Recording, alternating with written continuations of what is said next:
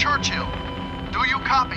Hi everyone, and welcome to Project 31 for 2023, where I watch 31 horror films in the 31 days of October, and I'll give you my review for every single one of them. Today, October 13th, I will be reviewing the movie Lifeforce. The process of conversion releases a life energy, and then it can be collected. Collected?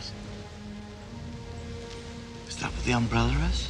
Lifeforce is a sci-fi horror film that was directed by acclaimed director Tobe Hooper, a legendary horror film director that made the original Texas Chainsaw Massacre, and more. Lifeforce begins with the UK space shuttle designated the Churchill, going on a mission of discovery near Halley's Comet. They discover a spacecraft in the trail of the comet and decide to investigate. Inside, they find many bat-like creatures that were petrified, but also 3 perfectly preserved human bodies. They decide, mistakenly of course, to bring them aboard, but on the way to Earth, there was an accident.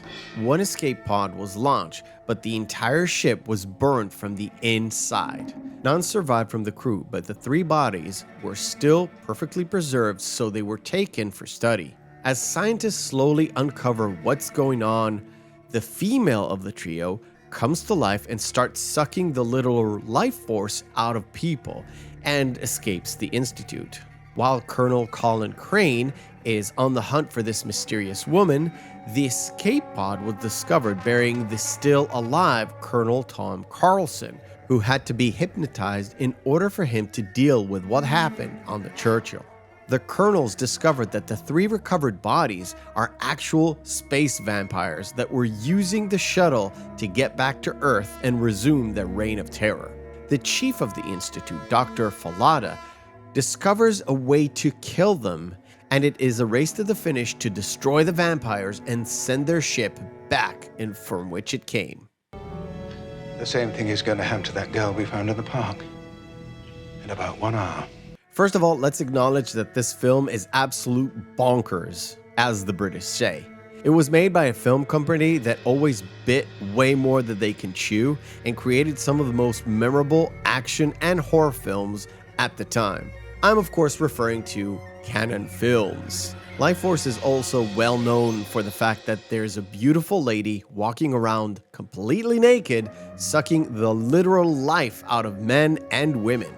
Coming back and rewatching this film after a very long time, I forgot many small details about it because being a stupid man, I remembered the naked bits and that she's kind of a space vampire. One of the things that make this movie actually work is the fact that it's filled with prominent British theater actors, lending lots of gravitas to everything that they do. Whether it's Peter Firth, who plays Colonel Colin Crane, or Frank Finlay, who plays Dr. Fallada, they all give 100% of themselves, and despite this movie being really crazy in its concepts, you believe them.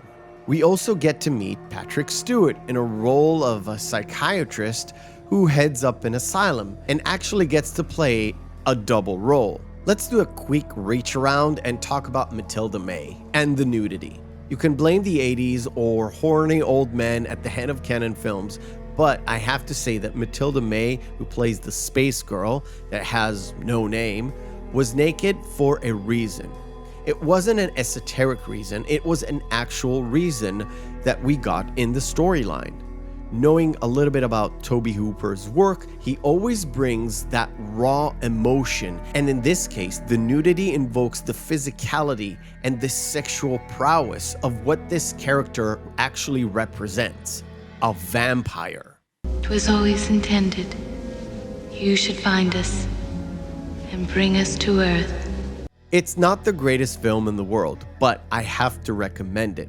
It's a great sci-fi horror that dabbles with a little bit of generic vampire monster elements and a little bit of the zombie apocalypse elements, because why not? I enjoyed the performances, the action, the craziness, and obviously the nudity. I thank you for watching. If you're watching this review and it is not the Halloween season, please be sure to check out my other reviews that I've done in the past, or our Saturday show, The Real McCoy Podcast, where we dive much deeper into these amazing movies.